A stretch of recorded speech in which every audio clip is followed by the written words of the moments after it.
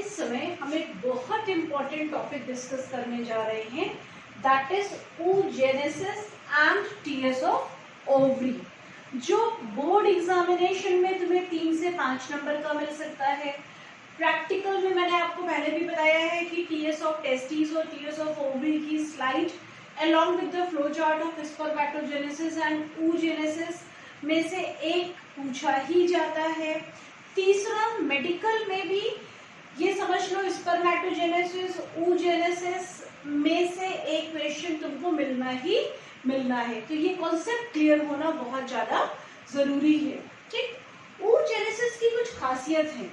हम लोगों ने पढ़ा था spermatogenesis starts at puberty and occur through out the life, लेकिन oogenesis starts at embryonic stage only। जब गर्ल बेबी मदर के वोम्ब में होती है तभी उसमें ओवम बनना स्टार्ट हो जाते हैं। उस समय ओवम का जो फॉर्म बनता है उसको हम कहते हैं oogonia। क्लियर? तो सबसे पहले हमारे पास क्या होगा? सबसे पहले हमारे पास होगा oogonia। Millions of oogonia are formed at embryonic stage only। Is it clear? तो सबसे पहले हमारे पास कौन सी सेल होगी? That will be oogonia, और millions of oogonia at the type of embryonic stage only are formed. No more oogonia are added after the birth। Clear? ये oogonia अपने चारों तरफ कई सारी न्यूट्रिटिव सेल्स इकट्ठी कर लेते हैं। इन न्यूट्रिटिव सेल्स को हम कहते हैं फॉलिकुलर सेल्स। तो इन्होंने क्या किया? अपने चारों तरफ न्यूट्रिटिव सेल्स इकट्ठी कर ली। इन सेल्स को हमने कहा फॉलिकुलर सेल्स। क्लियर? ये फॉलिकुलर सेल्स एस्ट्रोजन भी सिक्रीट करती हैं। इसी के अंदर ये oogonia विल अंडरगो मियोसिस 1, लेकिन ये जो मियोसिस 1 है ये कंप्लीट नहीं होगा because of presence of some inhibitory factor. Meiosis 1 will suspend at prophase 1, और डिटेल में जाएं तो डिप्लोटीन स्टेज ऑफ प्रोफेज 1 में ये सस्पेंड हो जाता है। क्लियर? सबसे पहले oogonia बने, कब बने? एम्ब्रियोनिक स्टेज में बने। Millions of oogonia are formed at embryonic stage। Am I clear? ये oogonia क्या कर रहे हैं? Will undergo meiosis 1, लेकिन meiosis 1 will suspend at diploid stage of prophase 1। अब हम इनको बोलेंगे प्राइमरी oocyte। क्योंकि meiosis 1 कंप्लीट नहीं हुआ है इसलिए इनकी प्लॉइडी भी रहेगी 2x। क्लियर? ये प्राइमरी oocyte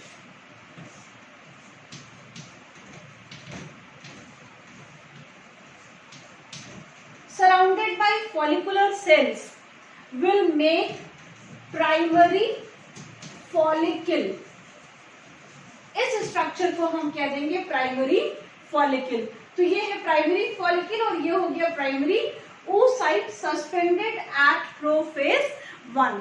इतना काम तो हो गया eight embryonic stage.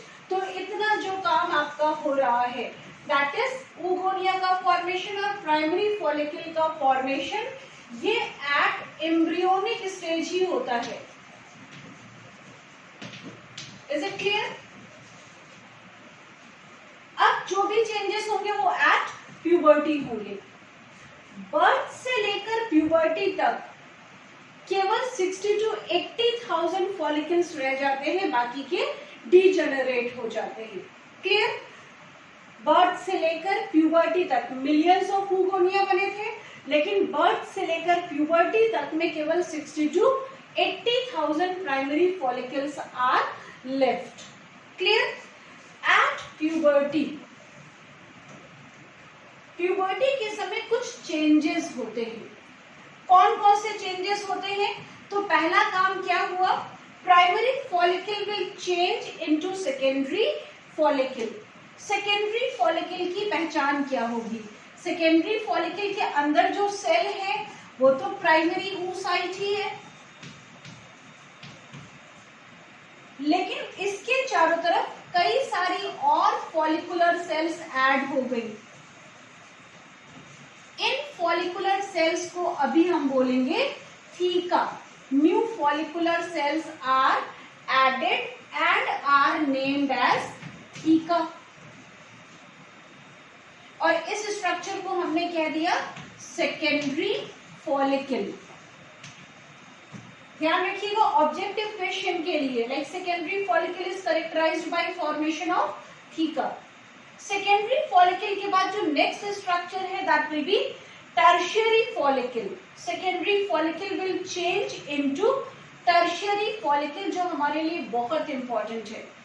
Tertiary follicle में क्या होता है, जो थीका लेयर थी, फॉलिकुलर सेल्स थी, फॉलिकुलर सेल्स डिफरेंशिएट होकर दो अलग अलग लेयर बना रही है। एक बाहर वाली जिसको हम कहते हैं थीका एक्सटर्ना,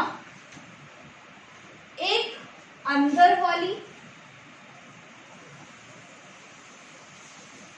जिसको हम कहते हैं theca interna. Is it clear? Follicular cells दो डिस्टिंक्ट लेयर में डिफरेंशिएट हो गई, बाहर वाली थीका एक्सटर्ना और अंदर वाली थीका इंटरना। इसी समय एक बहुत इंपॉर्टेंट काम हो रहा है, that is completion of meiosis 1। तो कंप्लीशन ऑफ मियोसिस 1 कब हो रहा है? At puberty. At puberty primary oocyte will complete meiosis 1 and will make 2 cells। एक बड़ी सेल जिसको हम बोलते हैं सेकेंडरी oocyte और एक छोटी सेल जिसको हम कहते हैं फर्स्ट पोलर बॉडी। ये डिफरेंस इन साइज क्यों होता है? ओवम तो एक ही है, ठीक, एक बार में एक फंक्शनल ओवम का फॉर्मेशन होता है and it is the protoplasm of ovum only which is transferred to the next generation as zygote. तो इस बात को इंश्योर करना कि जाइगोट के पास मैक्सिमम न्यूट्रिटिव कंटेंट रहे, ओवम का साइज हमेशा बड़ा होता है और it is because of this unequal distribution of content. Clear? तो सेकेंडरी oocyte बड़ा बनेगा और फर्स्ट पोलर बॉडी छोटी बनेगी। तो कंप्लीशन ऑफ मियोसिस 1 हुआ एट प्यूबर्टी। किसमें हो रहा है? तो इन टर्शियरी फॉलिकल। टर्शियरी फॉलिकल जब बनेगा तो मियोसिस 1 कंप्लीट हो जाएगा, जिसमें टर्शियरी फॉलिकल की पहचान क्या है? बाहर वाली लेयर थीका एक्सटर्ना, अंदर वाली लेयर थीका इंटरना। यहाँ पर हम बनाएंगे सेकेंडरी oocyte और सेकेंडरी oocyte से अटैच फर्स्ट पोलर बॉडी। सो ये हो गया हमारा secondary oocyte। Clear? Secondary oocyte के चारों तरफ भी फॉलिकुलर सेल्स होती हैं। अब ये secondary oocyte remain attached with theca interna through a group of cells जिनको हम कहते हैं जर्म हिल। हालांकि ये आपकी बुक में नहीं दिया गया, ये हो गया जर्म हिल। थीका एक्सटर्ना, थीका इंटरना, ये secondary oocyte, first polar body, ये हो गई फॉलिकुलर सेल्स। और अब यहाँ पर एक कैविटी बन गई। इस कैविटी को, फ्लूइड फिल्ड कैविटी को हम कहते हैं एंट्रम। इसके फ्लूइड को कहा जाता है liquor folliculi. Is it clear? तो टर्शियरी फॉलिकल में मेजर चेंजेस क्या हुए? थीका एक्सटर्ना और थीका इंटरना का formation as per your book. Otherwise हम जर्म हिल भी टर्शियरी फॉलिकल में ही पढ़ते हैं। इसके बाद मियोसिस 1 कंप्लीट हो रहा है, सेकेंडरी oocyte और फर्स्ट पोलर बॉडी का फॉर्मेशन हो रहा है। And the most important question, fluid filled cavity. Tertiary follicle is different from secondary follicle on the basis of presence of fluid filled cavity. That fluid filled cavity is called as antrum, जो मैंने यहाँ पर white dotted line से आपको दिखाई है। तो ये बात हो गई tertiary follicle में। Tertiary follicle will change into mature Graafian follicle. This is Graafian follicle. Graafian follicle में एक एडिशनल लेयर मैंने बनाई है ये ब्लू कलर से।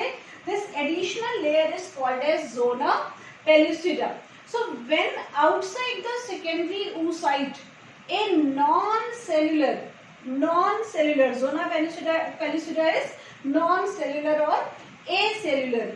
When non-cellular zona pellucida is formed, then that will be called as Graafian follicle. So it will change into Graafian follicle. तो हमारे पास primary follicle, secondary follicle, tertiary follicle और Graafian follicle, ये 4 follicles का formation हुआ. Graafian follicle के अंदर जो स्ट्रक्चर है वो क्या है? That is again secondary oocyte. Am I clear? आपको मैंने बताया पहले ऊगोनिया था. ऊगोनिया ने अपने चारों तरफ फॉलिकुलर सेल्स इकट्ठे किए, प्राइमरी फॉलिकल बनाया. प्राइमरी फॉलिकल में प्राइमरी oocyte रहेगा which remain suspended at meiosis 1.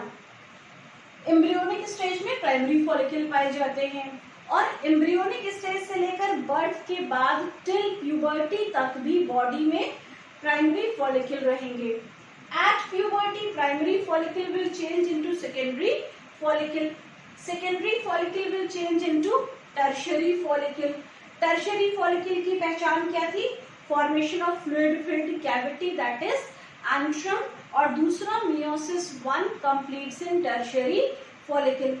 Tertiary follicle will change into mature Graafian follicle which is ready for rupture to release secondary oocyte. And Graafian follicle की पहचान क्या है? Formation of zona pellucida. Zona pellucida की खासियत क्या है? It is acellular layer. यहाँ पर क्या होगा? Graafian follicle rupture हो जाएगा और रप्चर होकर सेकेंडरी oocyte और पोलर बॉडी को ये ओवरी के बाहर निकाल देता है. इसी को हम कहते हैं ovulation. Release of secondary oocyte from ovary is called as ovulation. इतनी बात समझ में आई? अब ओव्यूलेशन के बाद जो रप्चर्ड फॉलिकुलर सेल्स है that make a temporary endocrine gland, और इस टेम्परेरी एंडोक्राइन टिश्यू को हम कहते हैं corpus luteum. Corpus luteum secrete progesterone. Is it clear? अगर फर्टिलाइजेशन होता है तो कॉर्पस ल्यूटियम सस्टेन कर जाता है, मींस अगले 9 मंथ तक कॉर्पस ल्यूटियम ग्रो करता रहता है to release more and more amount of progesterone. क्यों? क्योंकि progesterone is responsible for thickening of endometrium, और थिकन एंडोमैट्रियम क्या करता है? प्लेसेंटा के अटैचमेंट में हेल्प करता है, बेबी को होल्ड करने के लिए सपोर्ट प्रोवाइड करता है. अगर फर्टिलाइजेशन नहीं होता है तो कॉर्पस ल्यूटियम डीजेनरेट कर जाता है और एक टिश्यू बनाता है जिसको हम कहते हैं कॉर्पस एल्बिकेंस, और कॉर्पस एल्बिकेंस फिर फर्दर डीजेनरेट कर जाता है. क्लियर? तो पहले primary follicle, secondary follicle, tertiary follicle, Graafian follicle, ruptured follicle is making corpus luteum और ruptured corpus luteum is making corpus albicans. ये तो different stages of development of follicle हो गया. फिर से oogenesis पर आ जाए तो हमारे पास पहले oogonia है. oogonia will remain suspended at meiosis 1 and will make primary oocyte, या will undergo meiosis 1 which is suspended at prophase 1 in diplotene stage and will make primary oocyte. समझ में आया? प्राइमरी oocyte का फॉर्मेशन कब है? तो inside primary follicle है और एट एम्ब्रियोनिक स्टेज है इनसाइड ओवरी. एक और ये भी क्वेश्चन आता है कि where do the following structures are formed, like sperms are formed in seminiferous tubule in testis, और मे बी आपसे पूछा जाए where is secondary oocyte formed, तो secondary oocyte is formed inside the ovary. But अगर आपसे पूछा जाएगा where is ovum formed, तो ovum is formed inside the fallopian tube. तो ये भी हमको ध्यान रखना है कि कौन सा स्ट्रक्चर कहाँ पर बन रहा है. Clear? At puberty in tertiary follicle primary oocyte will complete meiosis 1. Once the meiosis 1 will be completed, secondary oocyte and first polar body will be formed. Clear? अब क्या होगा?